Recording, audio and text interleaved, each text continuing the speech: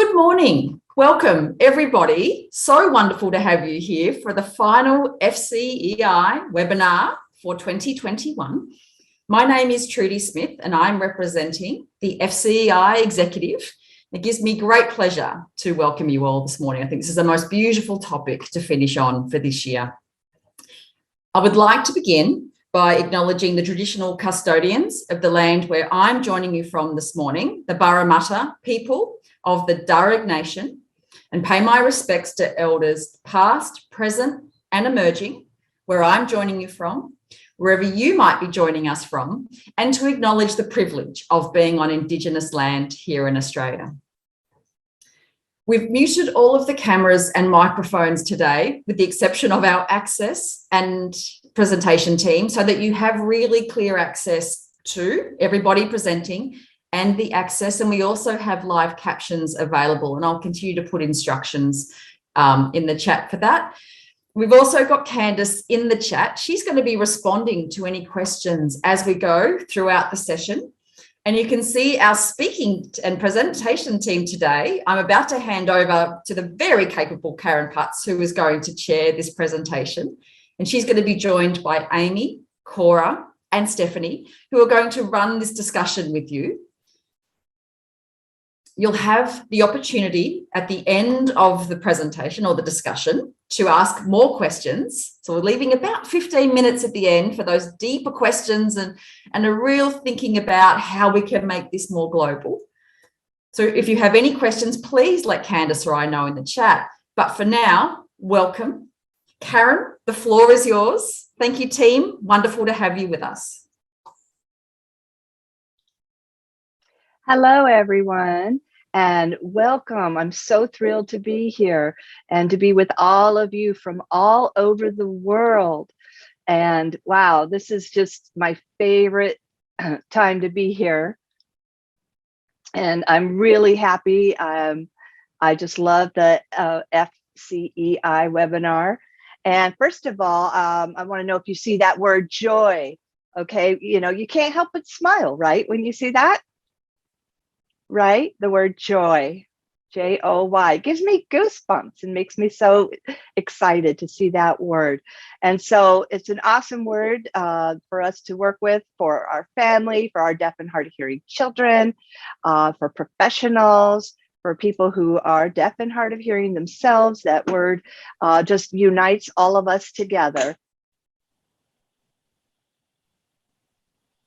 So from here on out, we've got the introductions finished, and I know we have a lot of people from all over the world, and I'll be able to read more about that later. And right now, I would like to use our time so we can move forward with our panel discussion. Encouraging joy. What exactly is that? What does that mean? How do we develop it? How do we all come together today for that purpose? And so it's called and so we're all together with our families, our deaf and hard of hearing people, and we're coming together so that we can have the same vision. And hopefully after today, then all of you will join in with us and be excited to move forward with our family worldwide and have the opportunity to come together and encourage one another. And so with that, I'm going to turn this over to Amy.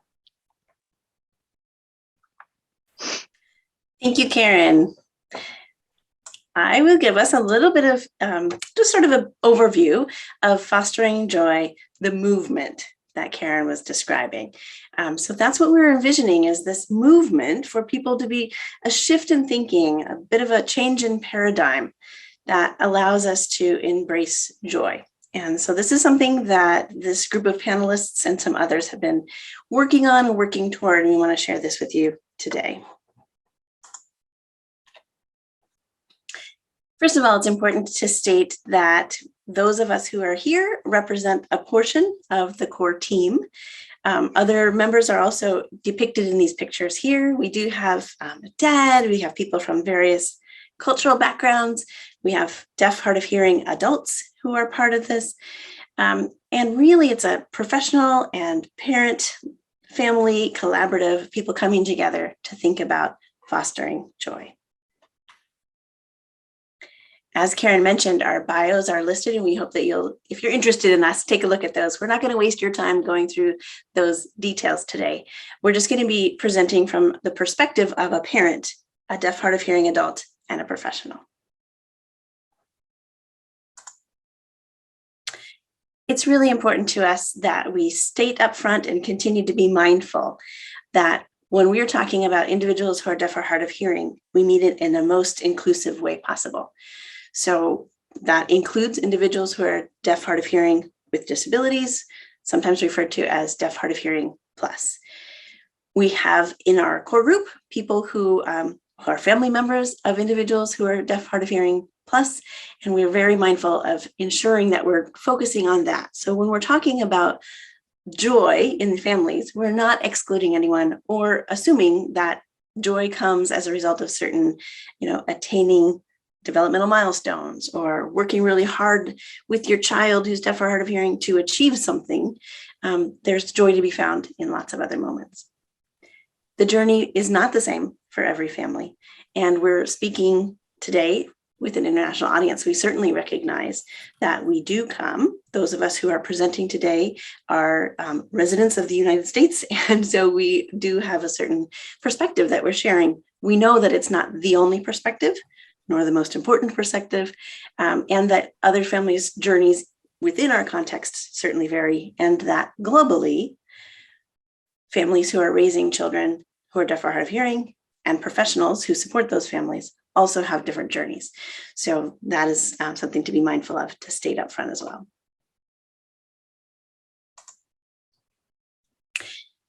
For fostering joy, the project, the movement that we're describing, we're sponsored by two entities, really. The first is Hands and Voices, which is a national parent-led, parent-focused, parent-supporting organization based in the US that brings together parent leaders, trains parent leaders, is really focused on supporting families. The other entity that sponsors Fostering Joy, this project, is the Institute. And this arm of the project focuses on really supporting the professionals who are working in support of these families. Both of these organizations have websites and resources, and we'll be plopping those in the chat so that you can follow those links as we go. But it's important to be mindful of this is a collaborative that from the inception, from the very beginning, involved the idea that we need to support families in helping to celebrate their journey and experiences with children who are deaf or hard of hearing. And in order to do that well, we need to have families at the center, professionals supporting those families, and deaf and hard of hearing individuals who are all contributing to that mission. So that just provides a little overview of the context. I'm going to hand it back over to Karen Putz, who is our moderator for today, and she will guide us through the panel with a few questions. Take it away, Karen.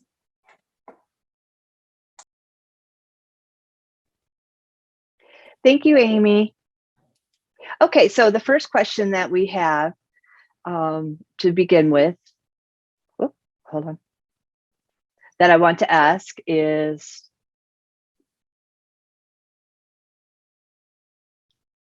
hold on one moment.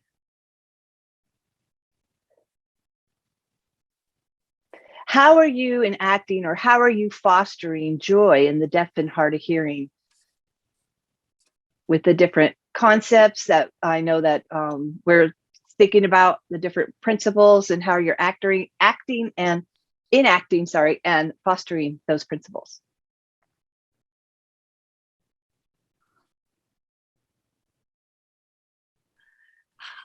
Hi, I'm Stephanie Olson, and I'm in Denver, Colorado, on the land that belonged to the Ute, UTE, and Arapaho nations.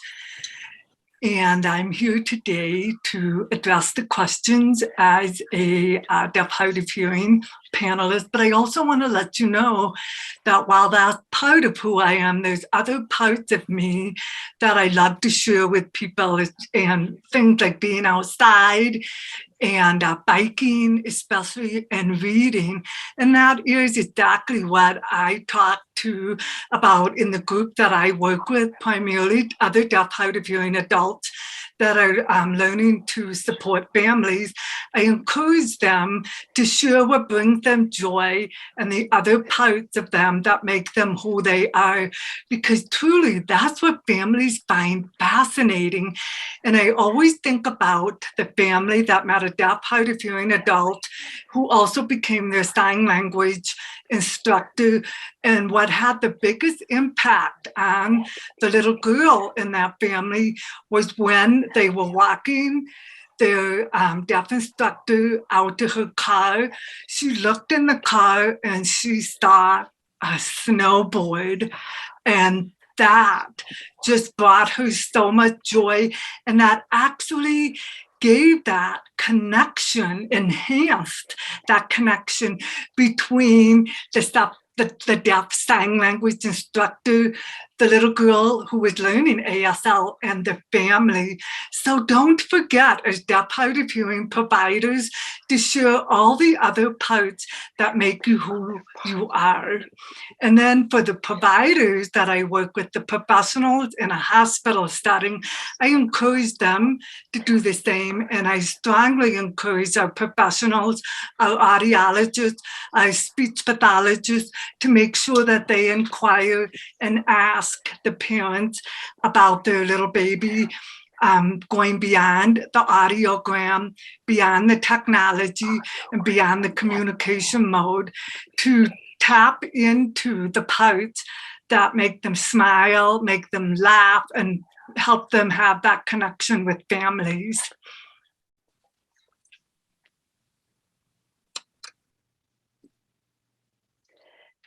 Thank you so much for that. This is Karen speaking again. Okay, next, Amy, I'd like to recognize that you've moved from Rochester, New York.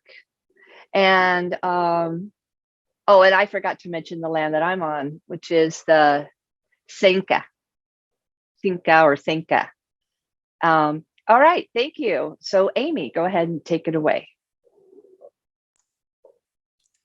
Hello, I'm joining you from the North Shore of Massachusetts, which is the traditional land of the Massachusetts tribe, as well as the Wampanoag tribe here. I have the privilege of sharing from the perspective of a professional the question of how do we enact fostering joy amongst professionals. I think one thing that's been important has been to normalize the idea that we can talk about joy.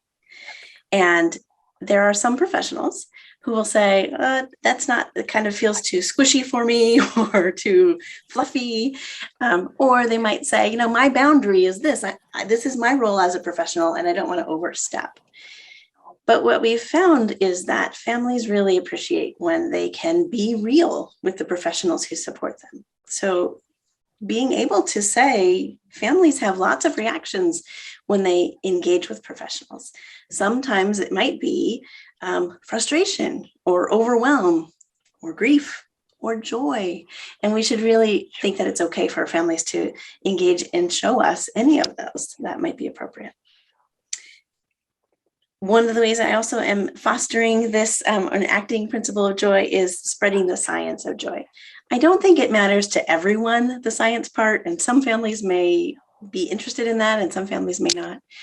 I do think that for professionals in particular, there can be some value in understanding that there's science behind joy and that some of the things that we can do, practices that we can implement to foster joy really do seem to make a difference. Because I think that takes away the idea of fluff a little bit. You know, it helps it to be like not just a glass half full versus glass half empty idea, you know, sort of the idea that some people are optimists or pessimists, but that actually when you practice joy, by doing things like having a gratitude practice or ensuring that you're asking families, tell me something joyful that's happened with your family or that you've seen in your child since the last time I saw you. Those kinds of things actually do have some kind of impact. So that's one thing that I'm doing as a professional and wanting other professionals to do as well.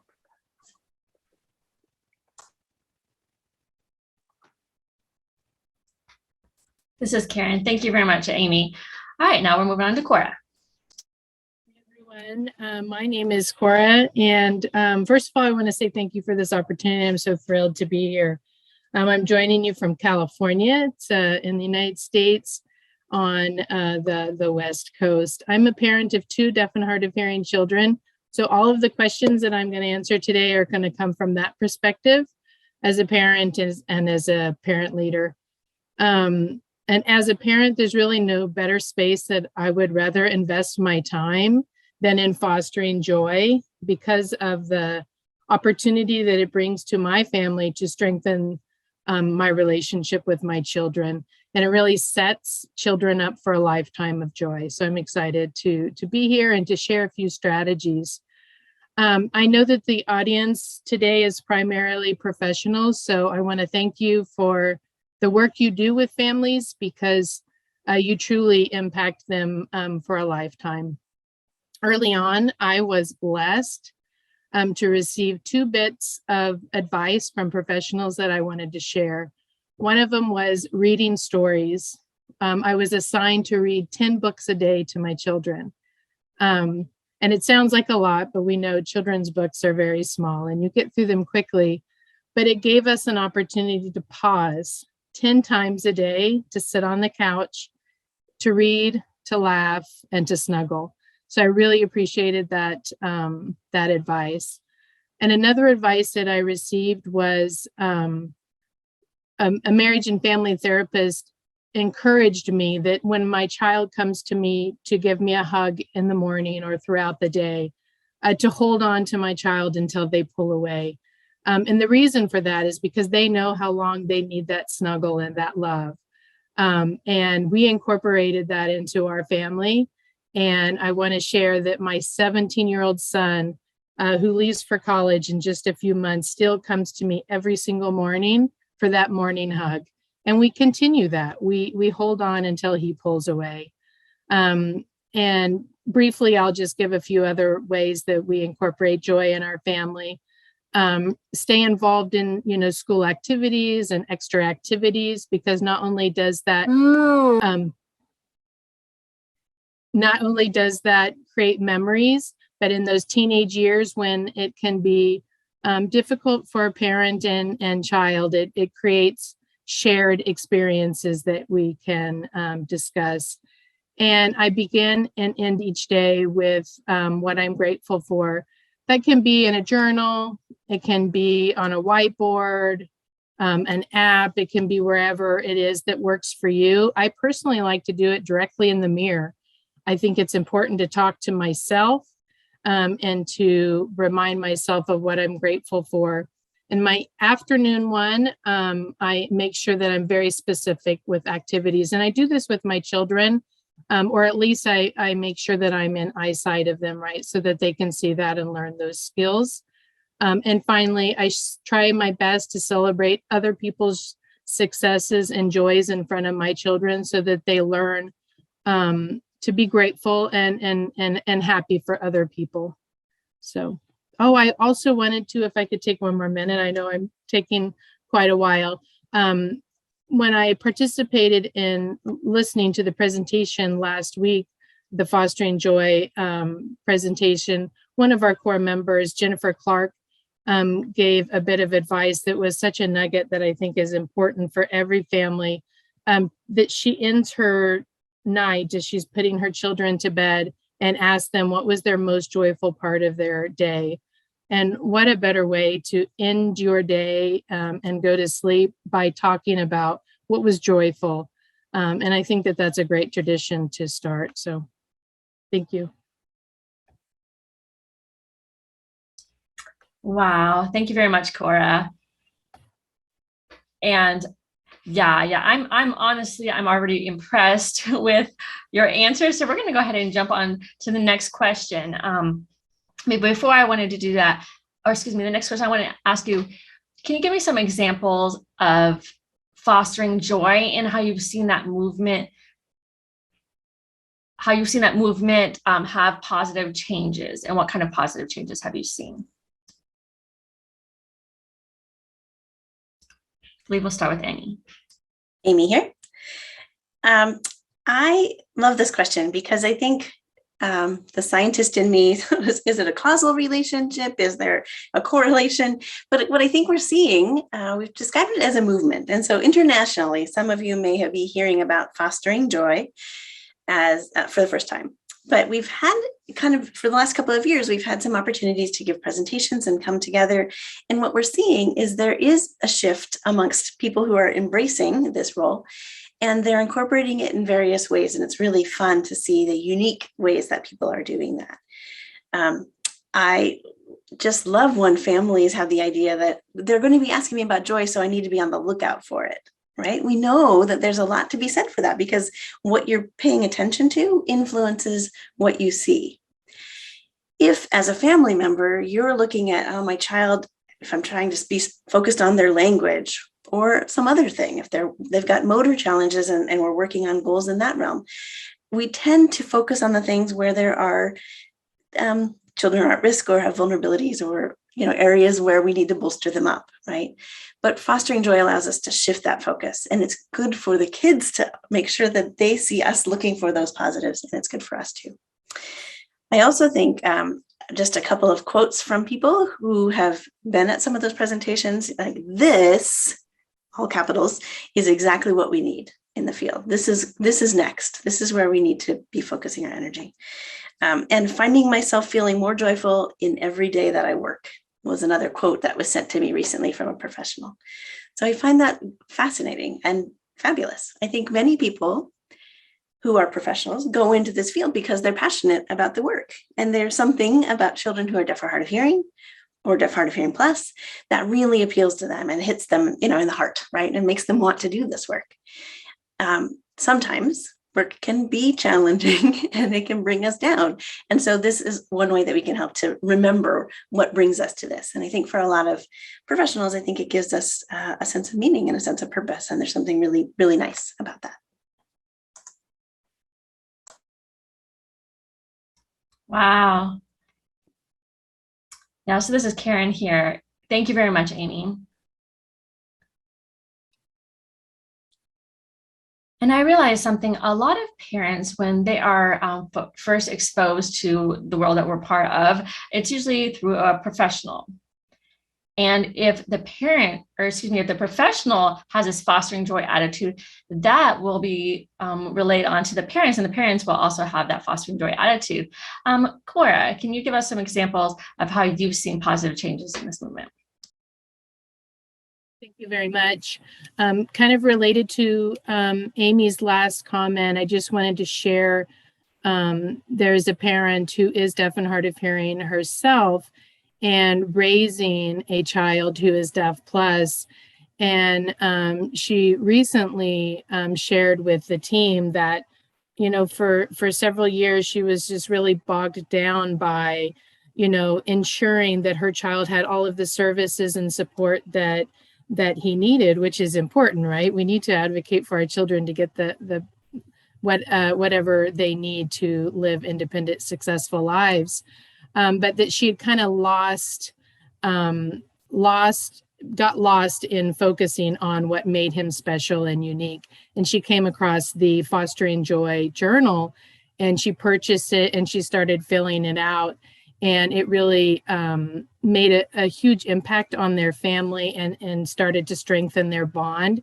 And she continued to advocate for her child, obviously, but she started to recognize the great joy that he brought to their family, and to their community. I know that Candace had planned on sharing the link in the chat, so everyone should have access to that. But in addition to that, the Fostering Joy Facebook group for me is really such an inspirational place to to read stories from families from all over the world celebrating the milestones of their children. And many of them are children who have additional medical needs. And it's just, it's a great platform to be with peers and to read those stories of inspiration. So those are a couple of resources of Fostering Joy that I find extremely helpful.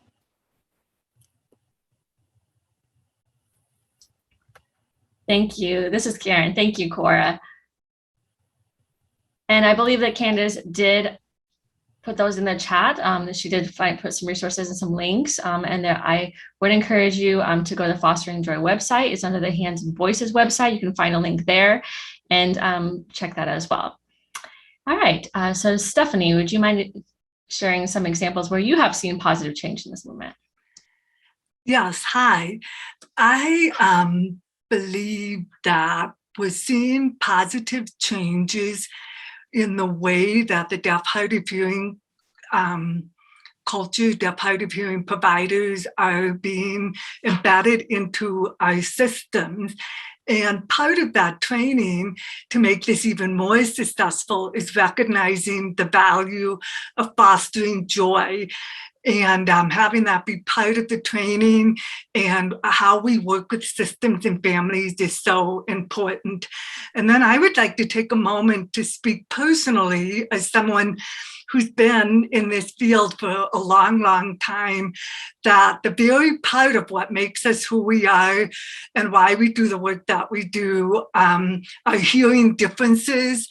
Our commitment to communication is incredibly valuable, but sometimes that very thing that we're so passionate about can also divide us. And there is something that is out there that's uniting us again. And I believe that's joy.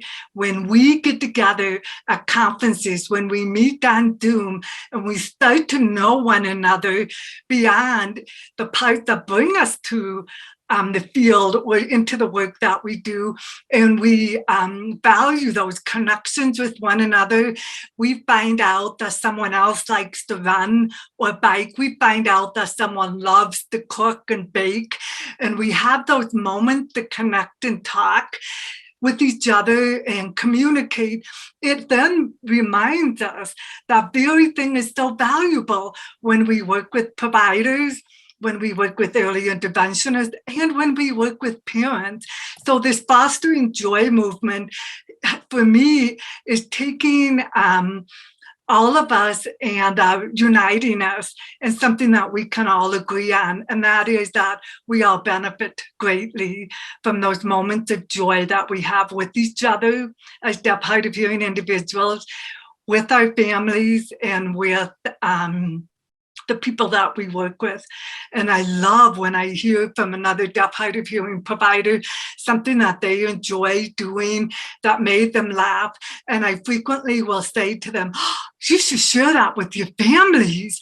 And they're kind of surprised. And I was like, that's a wonderful story or wonderful experience for a family to also learn from. So thank you.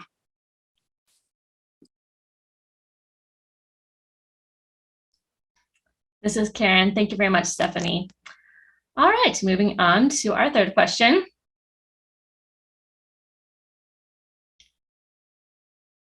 Right now, we have people joining us from all over the world. And some people are parents who have deaf and hard of hearing children. Some people are deaf and hard of hearing individuals themselves. And so my third question would be, how can people in all different countries get on board with this Fostering Joy movement, and how can they incorporate this and initiate this in the country or wherever they live? So we're going to go ahead and start with Cora on this one. So I think that it's important to recognize that Fostering Joy is available to everyone, right? It doesn't cost any money. And it happens naturally through planning and creating activities that, you know, strengthen a family bond.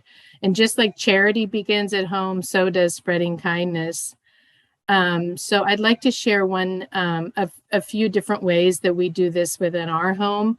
with my older daughter who had attention challenges. She had ADHD. It was important to us to incorporate an activity that recognized her positive behavior and reinforced that to encourage that behavior, right? So we found an old shoebox, a cardboard box, and we created a mailbox out of it. And every day, whenever, I spotted a positive behavior or something that I was proud of her, I could write her a little note, put that note in the mailbox, and we put a little a sign that we could put up that said, you've got mail. And when she walked by that mailbox throughout the day, she would be surprised. Oh, I have mail. And she'd go and read it. And, that built her confidence. And that was such a wonderful activity that we started, when she was probably about 8 or 9 years old, we started doing that. And that doesn't cost anything, right? Sharing your own story of joy with others, within your family, with the families you work with, at school or religious settings or within your community. I think when it becomes a habit to share stories, it really inspires other people to do that. Creating, a group within your school or within your city that kind of starts doing some of these tips and strategies that have been shared today is a great way to start this within your own community. And again, just a reminder that it doesn't cost anything to spread and encourage love. So hopefully some of these tips that we've provided have been helpful.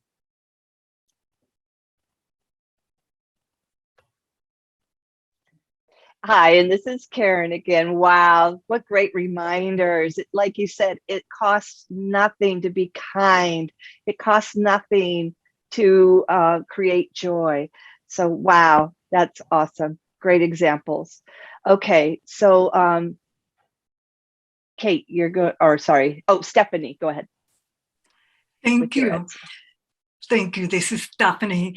I think about how we can continue to talk about joy no matter what country you're in. And we can always start with the very little tiny person that brings us joy, and those are our babies and our children. No matter where we are in the world, we are united in the fact that those babies, their job, they actually have a job. Their only job is to bring us joy, and to remember that. And they're working at that. They do that naturally with their little eyes and their facial expressions. And then as they get older, with the things that they do, and the way that they make us laugh. And we have to be ready and open and in a space where we receive the joy that they bring us.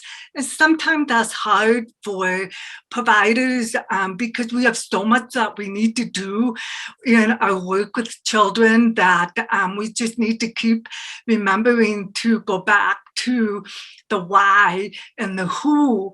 That's part of what we're doing in the work. And then for the families to just keep remembering, regardless of the news, the challenges that you may have, the appointments that you might have to travel a long ways to connect with other people or providers, that we have that little child, that young person that's bringing us joy, and to not forget in all of our appointments and work and therapies that we're doing to focus on what makes you smile, what makes them smile.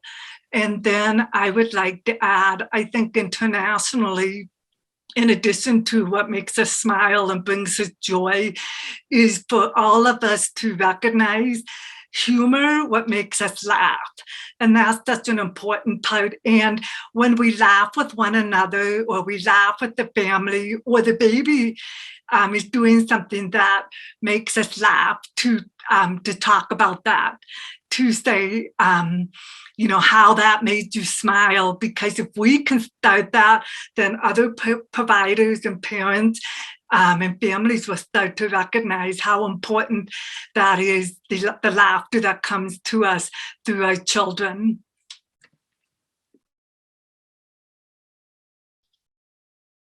Oh, this is Karen here again. Oh, Stephanie, thank you so much. That's great to think about. That is what makes us laugh and what gives us joy. And that's the whole point, the whole goal here. Okay, now I would like to turn this over to Amy. Can I just say that I work with these folks in this Fostering Joy core team, and they make me laugh. I look forward to these meetings in ways that I don't look forward to every meeting in my work life. They have witnessed me tell a story about my son's feet that had me laughing so hard that I couldn't breathe and I had tears. And it was okay, because this Joy collaborative is such a good place to sort of experience that and share those moments too.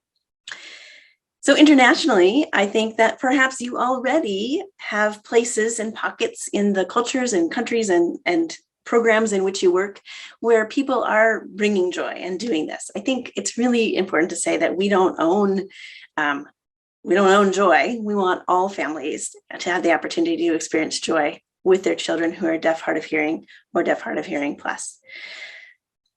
Fostering joy, so as like a title, that's kind of what we do, right? So we're fostering joy, and we have some outputs and some things that we're generating, getting materials and resources out to families.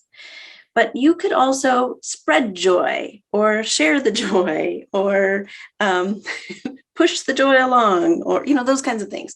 There might be places in your own programs and systems where there are places to build this idea of just putting joy in a kind of a systematic, thoughtful, and intentional way. There was mention, I do want to say that the resources that we've generated so far are free, and they're easily accessible and downloadable if you have access to the internet. There was mention about the Fostering Joy Journal, and that there is a charge for that because it's actually a journal and it gets mailed to you. So that is our one product at this time that there is a charge.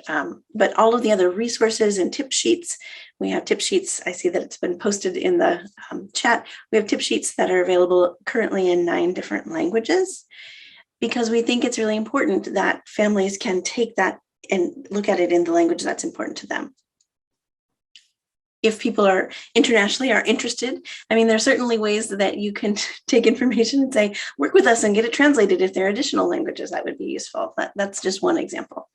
But I think it's just important to say that wherever you are, wherever you find yourself, that you can encourage and push along that joy as well.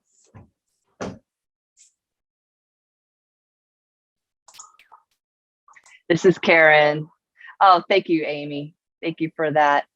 Yes, that is really important to encourage that. And so, wow, right now we have some time for questions, and we really would like to know if you have any questions, and now is the opportunity to take advantage of this time to go ahead and type your questions in the chat, or click on the hand raising icon, and then we can let you turn on your camera and ask the question. And so if there's something you're interested in finding out about or anything, go ahead and type it in the chat, or go ahead and let us know you'd like your camera on so we can see you.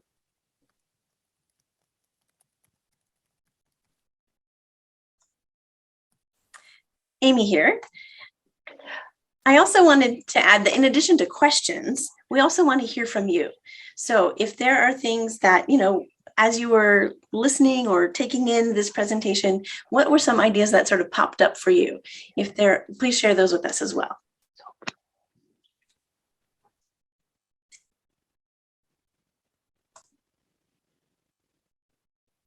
This is Trudy, and I just wanted to share what we've been doing in Australia. So last week, we hosted a presentation for the National Association of Australian Teachers of the Deaf as our end of year breakup. And for the first time ever, we had a whole of country National Association meeting on Zoom and talked about fostering joy for an hour. And we are now going to start a Down Under or Australian chapter of Fostering Joy to get the news out. So excited about that and where that's going to take us down here in Australia.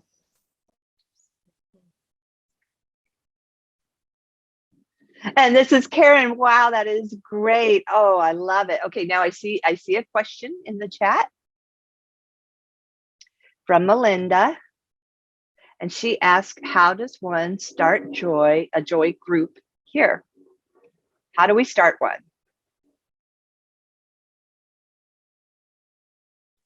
And who would like to answer that question? Amy, go right ahead. I will share by giving an example. So Indiana is another state in the US, and the Indiana chapter of Hands and Voices has decided that they would take a monthly opportunity to focus on joy. So when they have meetings, they open with questions about joy. They had a joy jar where you could just put in ideas, what is joyful about raising a child who's deaf or hard of hearing, and then they use that in different ways. So they've sort of have decided to center a lot of the work they do on that.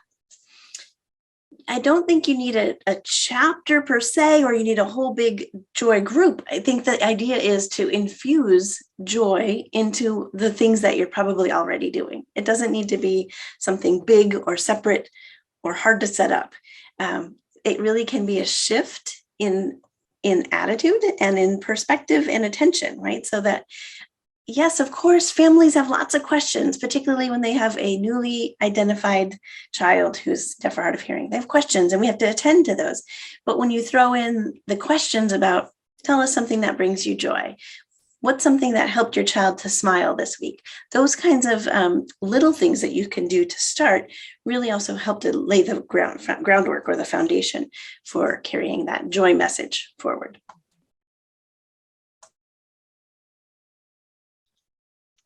Wow, Amy, this is Karen. Great idea. I really like that. I love the joy jar idea. That's really neat. Imagine if every day you write down something that brings you joy for 365 days a year and stick them in that jar. And then at the end of the year, you've got a jar full of joy. And then you can pull out the things that you've written and remember back when and look back at all those great ideas. So I love that. It only takes a moment. So great. All right. Does anybody else would like to share? Anyone else have ideas in our group? Oh, wait, I want to check and see if we have another question.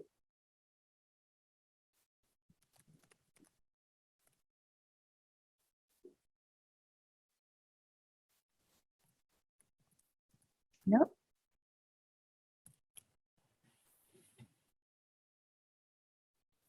And this is Karen. Also, I know some parents who have 3 deaf children, and they're grown, or myself as a parent of 3 deaf children that are grown now. I look back and I remember at bedtime, we would reflect on the day, what happened during the day, and have my kids just remember the different things. We just do that at bedtime so that when they're going to sleep, they have positive thoughts in their mind. They're thinking about the positive things that happen during the day.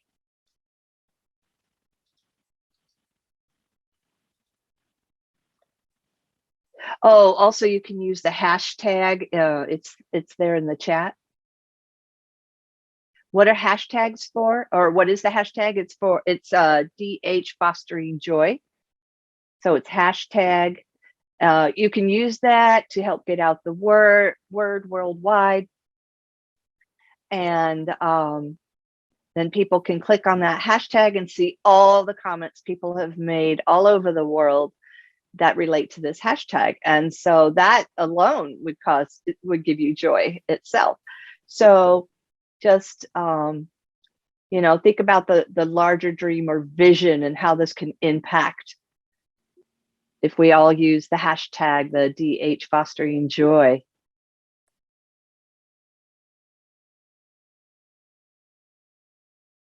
Okay, are there any other questions?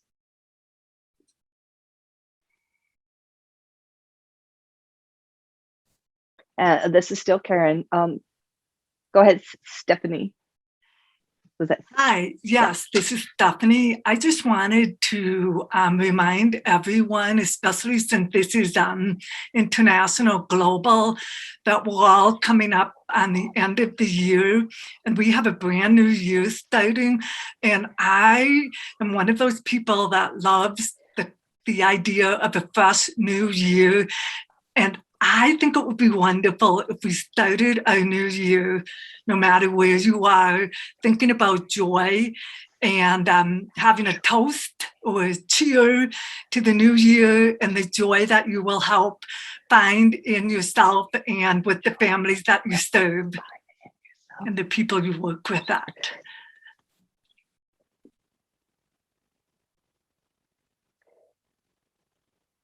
This is Karen. Thank you, Stephanie. That's great.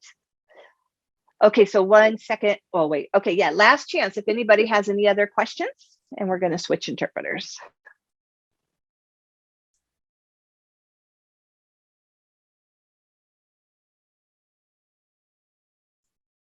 Amy? I wanted to just add a little bit of perspective also. This movement came about when at a conference, we overheard some parents who had attended a session that was intended to really help them, like teaching them tricks for how to foster their children's communication and those kinds of things. And the advice was good.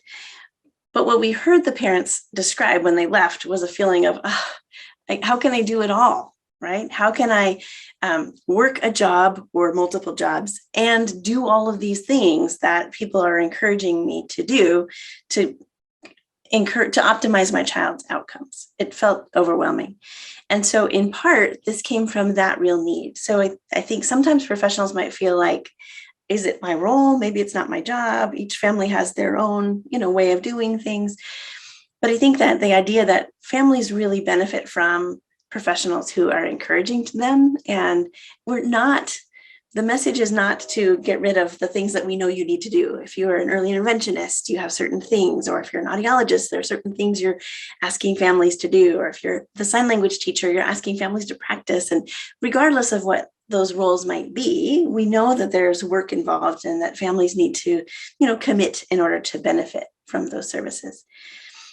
But to the extent that we can, as professionals, offer grace to families, to understand that sometimes life gets overwhelming and it can be hard to do all of the things that they're trying to do for their children. If we take that as a lens, rather than here's the list of many things that need to be done, being in the moment and coming from a place of joyful interaction, which can help then to foster those other skills and things, abilities that the children are trying to develop as well. This is Karen. Yes, thank you very much, Amy. And I believe we do have a question from Janet DeJours. Janet is from Hands and Voices. And her question is, for countries that deal with a high level of stigma and seeing disability as something negative, how can they influence others, whether somebody is deaf or hard of hearing or somebody who's a professional that works with our community? How can they influence others to look at the experiences of deafness in a joyful way in their country and in the culture?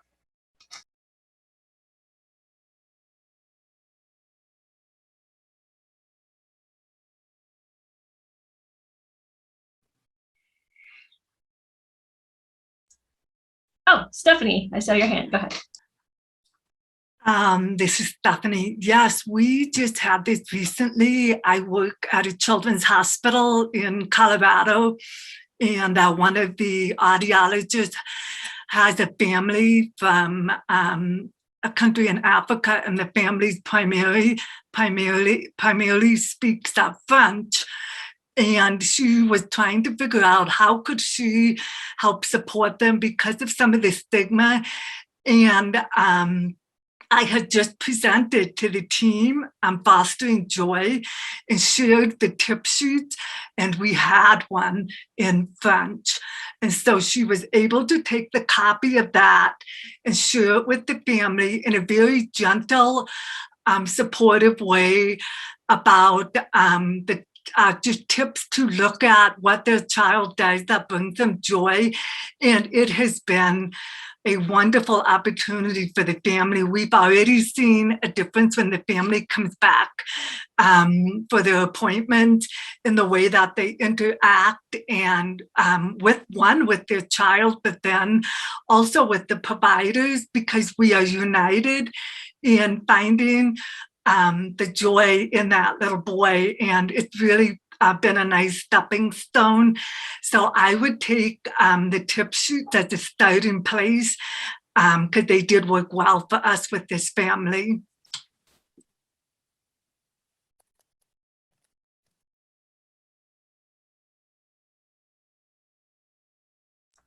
This is Karen. Yeah, and I'd actually like to add to Stephanie's comment. I've worked with a couple families that are from other countries.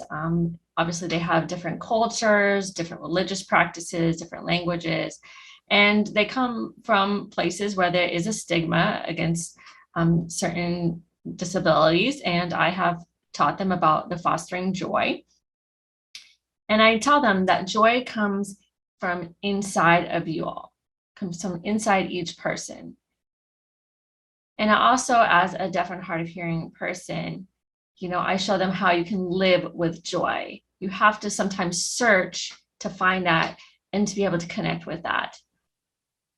And it will make a big change in the person that you're dealing with, and it will impact their life, and they'll be able to have more of a joyful life. And if you as a provider have that, that will be relayed to your clients and to the people that you work with.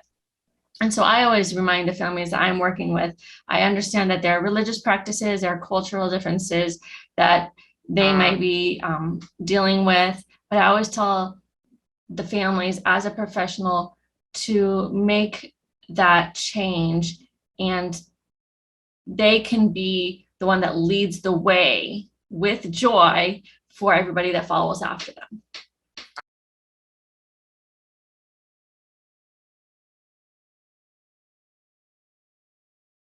Cora?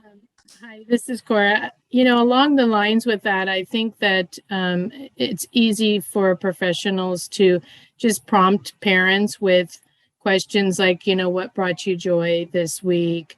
And I think it was Amy, maybe at a recent presentation, who said if you start every session with your family with that question, then they will start to see that, and then throughout the week they will start to look for the things more effectively that bring them joy, and then so that they have an answer right when they meet with their professional next. So I think that for those this might be a great technique, especially for those families who maybe come from a different cultural background where there may be some stigma or et cetera around being deaf or hard of hearing. Slowly start incorporating those stories of joy naturally.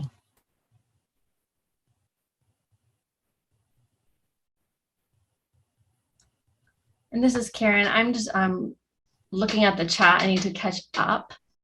Give me just a moment.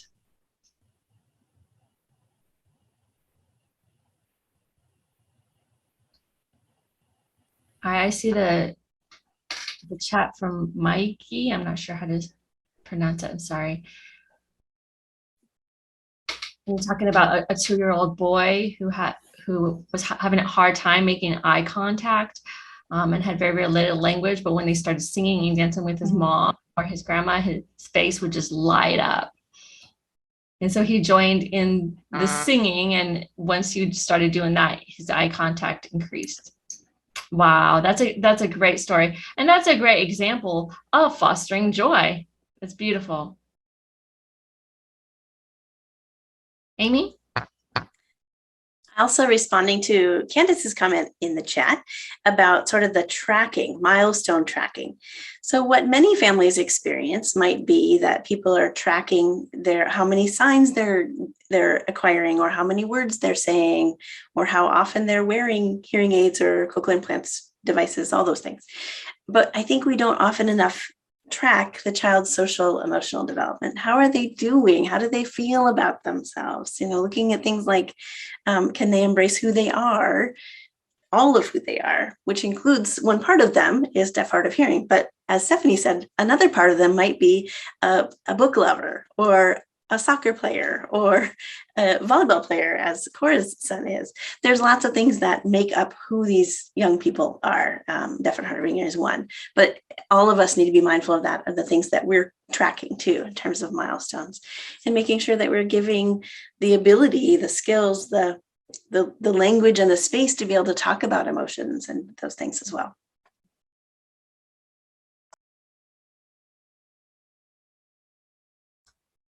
Yes, thank you, Amy.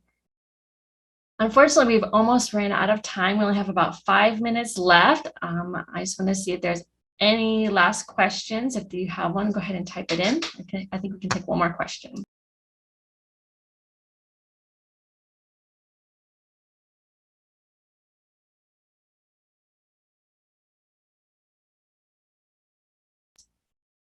And Guita shared and here in the chat that there's strong stigmas in many countries, for example, as she shared in the chat in Iran, where they hide their hearing loss and they try to shelter their children who have hearing loss and maybe don't want to put it out there for other people to realize that their children do have those hearing losses. They try to shelter the children.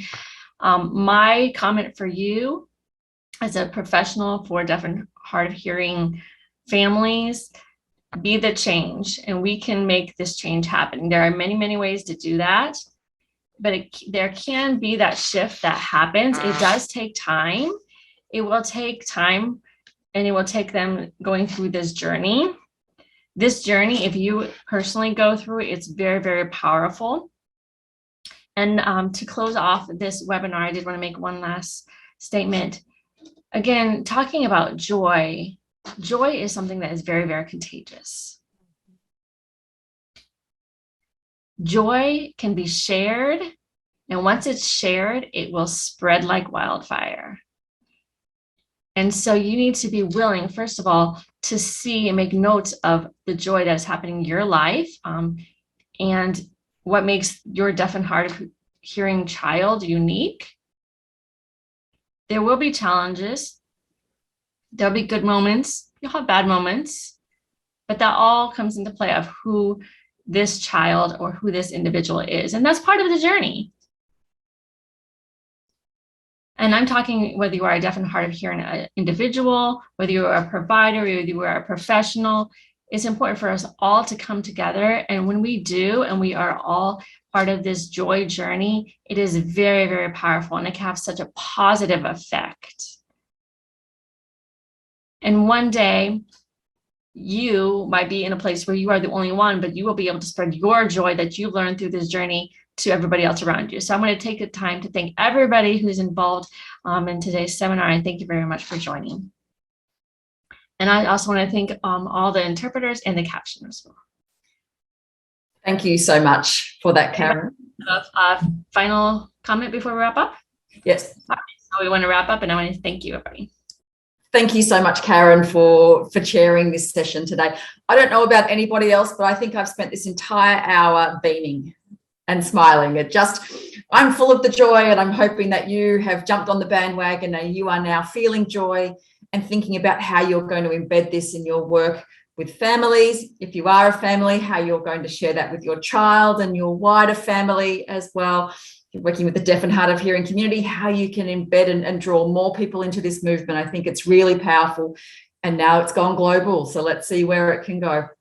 Thank you so much to Karen, Cora, Amy, Stephanie, and Candice for sharing your information with us today. It's really powerful, and to the organisations for making it available on your websites. Incredibly generous. Some of the resources are really worth following up. I think they're amazing. This event could not be possible without our access providers. So thank you for Rebecca and Jerry, Lisa, Catherine, Hannah, Sam, and Jason for your support for this session to make sure that everybody was with us through all the sharing of this content. On behalf of FCEI International Executive, Thank you for being with us this year for all of this webinar series. It was a different way to meet. Normally we would be having these conversations at the bar or at lunch or sitting next to each other as we wait for the next presentation at a conference. This has been the next best thing. So thank you for being with us for all of these conversations that we've had this year. We will have more announcements about next year and hopefully we can be together in Bardishall. But for now, have a wonderful holiday break. Be well, be safe. Thanks for being with us and we will see you all next year. Please take care.